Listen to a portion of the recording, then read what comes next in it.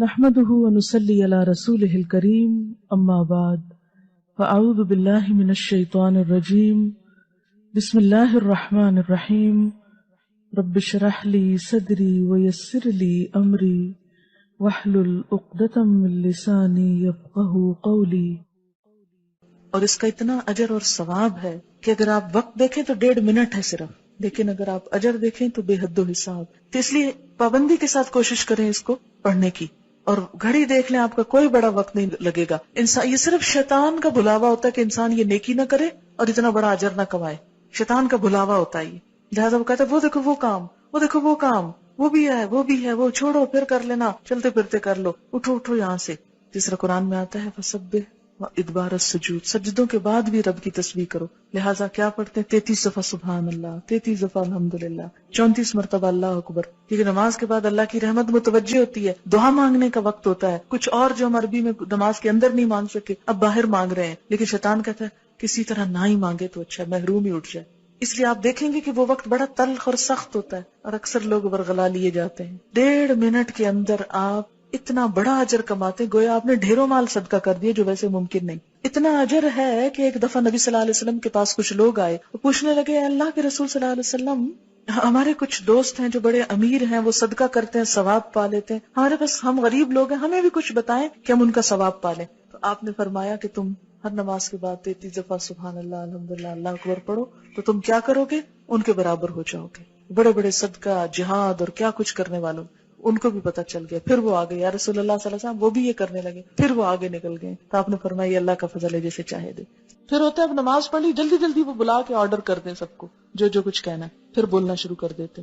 لہٰذا تھوڑا سا اور صبر. وہاں تو فرض تھا چپ رہنا، اب کیا ہے نفل ہے چپ رہنا. اور آیت الکرسی جو ہر فرض نماز کے بعد ہے، آپ نے فرمایا جو ہر نماز کے بعد آیت الکرسی پڑھے اسے بہشت میں داخل ہونے سے سوائے موت کے کوئی چیز نہیں روکتی. گویا جنت کا دروازہ کھل گیا اس کے لیے. اسی لیے فرض نماز کے بعد جو آیت الکرسی ہے اس کا بھی بڑا اجر ہے کہ جو پڑھے گا وہ اس کے بعد فوت ہو جائے سیدھا جنت میں. لیکن آپ نے فرمایا یہ صرف انبیاء، صدیقوں اور شہیدوں کو یہ صفت ملتی، ہر کوئی نہیں اس کی پابندی کر سکتا. کیوں؟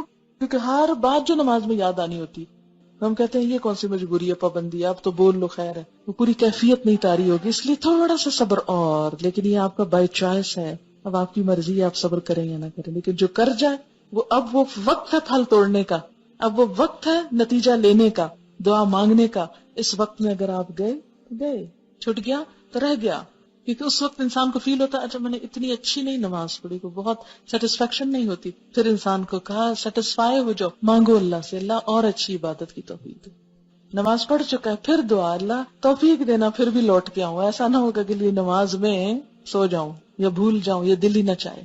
اب دیکھیں کہ اگر ہر نماز کے بعد انسان یہ دعا مانگ لیتا تو ایک طرف سے اپنے آپ کو پھر باندھ لیتا ہے اگلی نماز کو. ورنہ ایک پڑھے گا اور ایک چھوڑ دے گا، ایک پڑھے گا قضا کر جائے گا. تو اس طرح انسان چھوڑ نہیں سکتا. اسی لیے کتنی باحکمت دعا اس موقع پہ سکھائی گی. رب اعینی، اے اللہ تو نے میری مدد کرنی ہے. اللہ ذکر کا کہ پھر تیرا ذکر کروں، شکر کا اور تیرا شکر گزار بندہ بن کے رہوں. وہ حسن عبادت، اس سے بھی اچھی عبادت کروں. یہ جو ذکر ہے یہ مسنون ہے.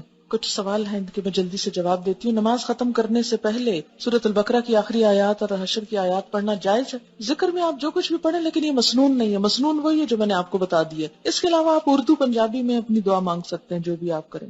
اچھا ایک بات یاد رکھیں، سجدے میں قرآن نہیں پڑھا جاتا. سجدے میں قرآن نہیں پڑھا جاتا. درود شریف کھڑے ہو کے نہیں پڑھا جاتا. سلام کھڑے ہو کے نہیں پڑھا جاتا، بیٹھ کے پڑھا جاتا ہے نماز میں.